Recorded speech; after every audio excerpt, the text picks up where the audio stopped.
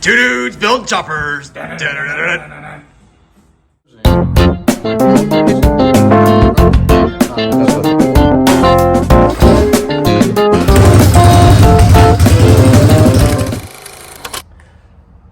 Alright guys, welcome back. So this weekend, Steve and I are going to attempt to build our own wiring harness. Now the first thing I'm going to do is I'm going to create a diagram on how I think everything needs to be wired. So that'll give Steve and I a guide on how to put it all together and go from there, and then we'll see if it actually works. If it doesn't, well, we'll go back and look at some other videos. But that's our plan. Hang tight.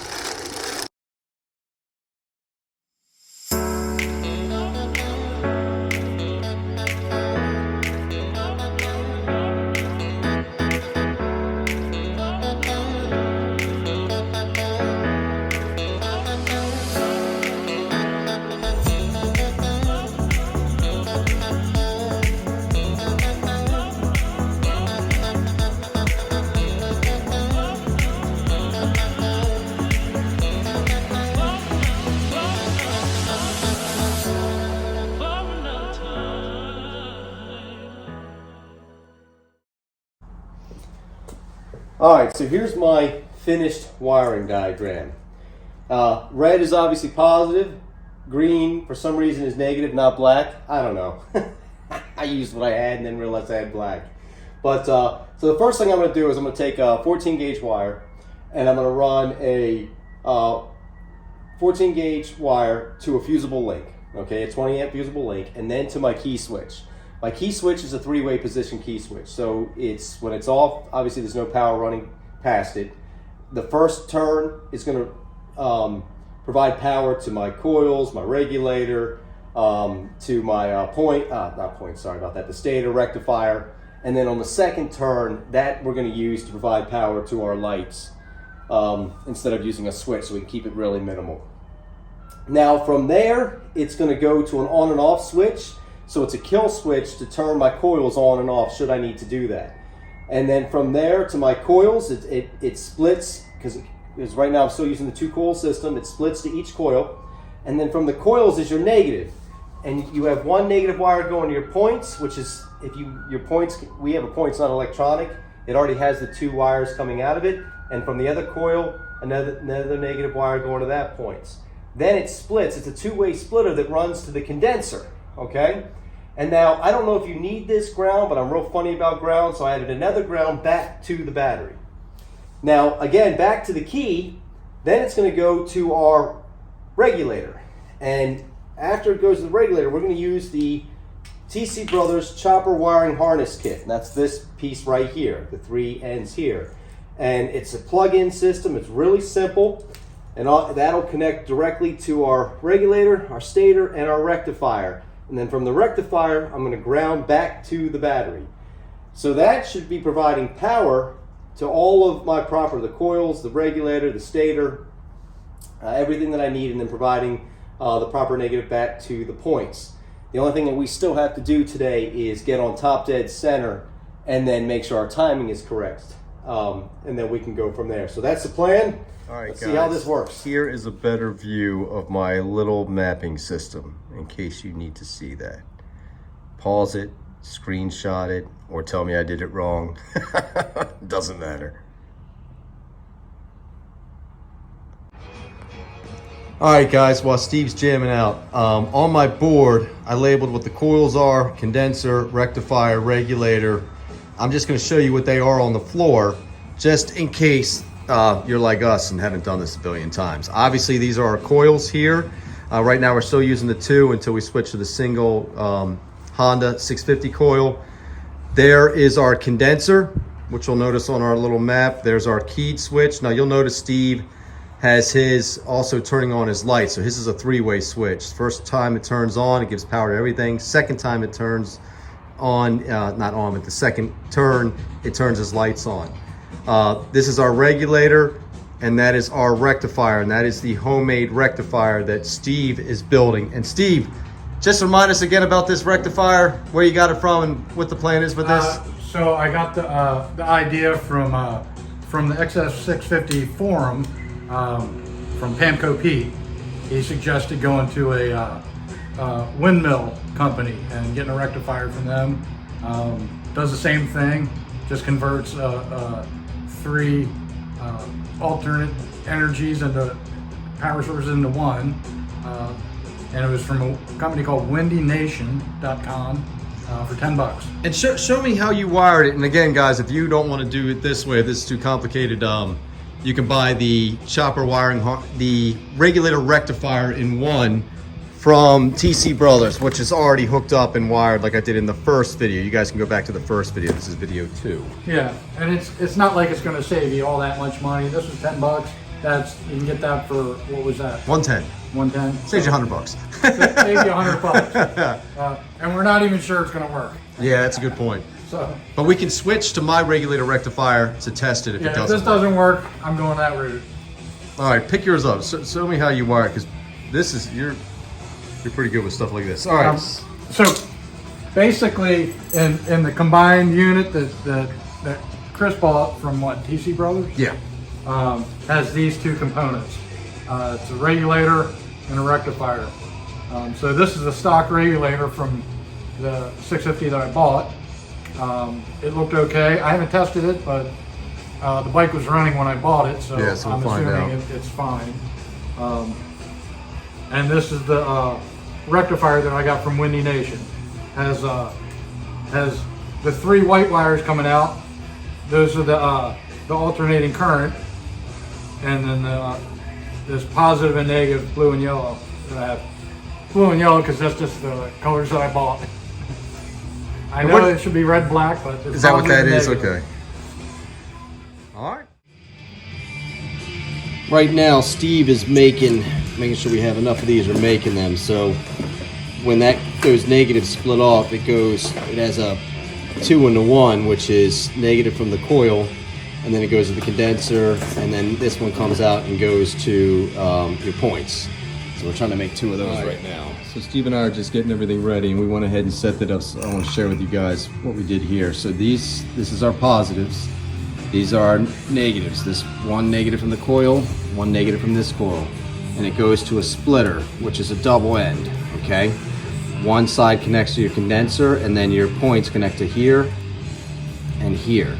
And that's how that goes to the condenser, and how that goes to the points, and how the negative comes off the coil. So just like our mat, we got that correct. So now we're gonna work on getting everything ready to set up. So I guess we should get the battery hooked up first, and then we'll start putting everything in place. After Steve connects the battery, we're gonna put the old gas tank back on it so we can connect fuel to the lines, but we still have to hook up the throttle to the carburetors and the clutch, and then find top dead center. All right, so we just found top dead center, and then checked the valve clearance on the compression side and exhaust side, which was 0.003 on the compression side, and then 0.006 on the exhaust side, which we watched Two Wheel Workshop video. He has a really awesome video that describes exactly how to do it. So if you guys have to do that first, go ahead and check that out. Two Wheel Workshop. Link right here.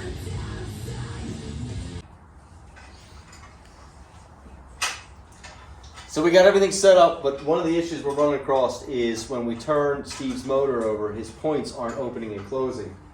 And so we think we've got the adjustment on the rod wrong, or something's happening because we're not hitting it properly. So when it hits this adjustment wheel here, that's supposed to open and close it. We're not able to get these points to open and close. That's the last thing we got to do. We're trying to figure that out now. So we're going to take it all apart, put it all back together, and see if we missed a step. That's the plan.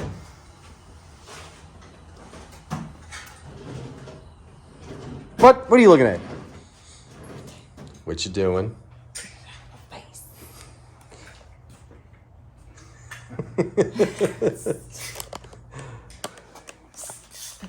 Get out of my video camera.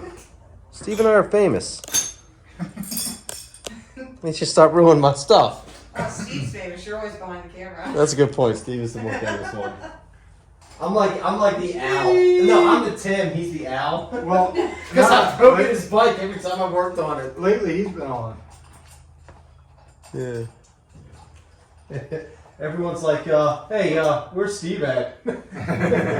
Did you kill Steve? Yeah, stop fucking up this shit. Or Steve will get on the video and everybody's like, oh no, Steve finally had enough of Chris's shit. You helping today? Are you eating my dip? Mm-hmm. Damn it. It's salsa, not dip. Salsa. Stop it. I don't know what to do when you put the camera at me. Well, if I don't, I get Steve's butt right now. so- Yeah. Say it, Steve.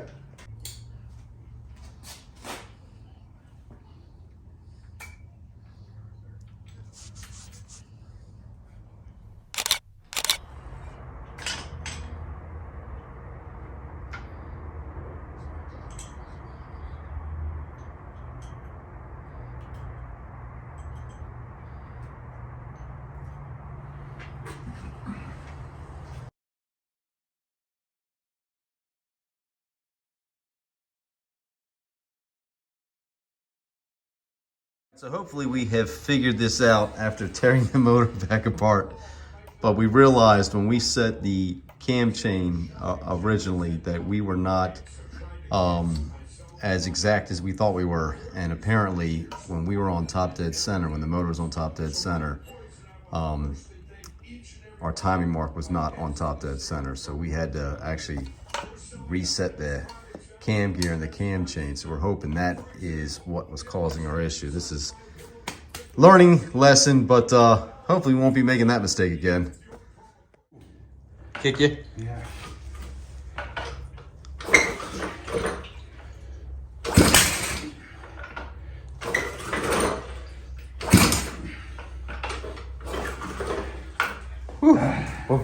Getting you, huh? All right. Choke's Next. on, fuel's on. Just don't have the magic touch. Your leg's getting old. I know. It likes fuel, man. I can tell you that right now.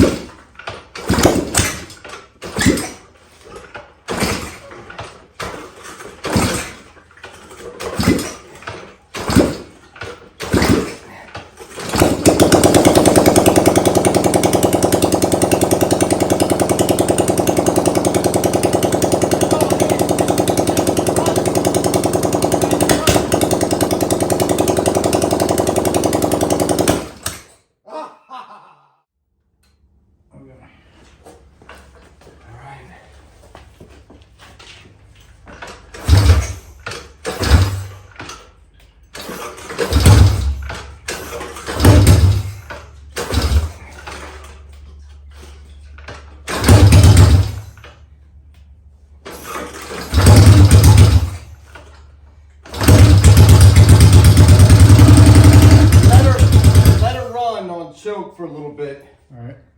because that's what it is. Let me adjust this carb screw a little bit, give it a little bit more fuel. And by the way, it's shutting off might be my air fuel mixture screw now. Remember, I just threw it in at one.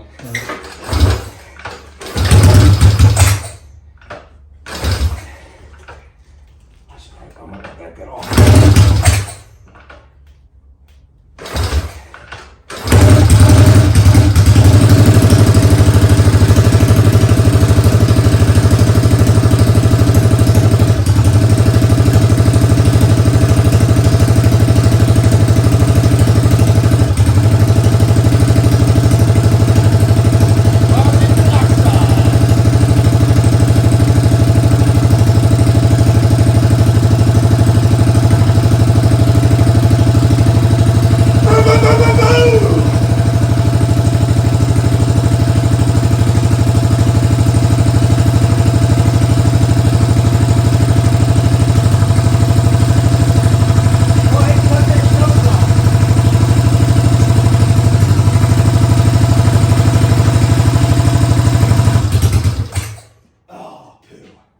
Yeah, we gotta take that choke off now.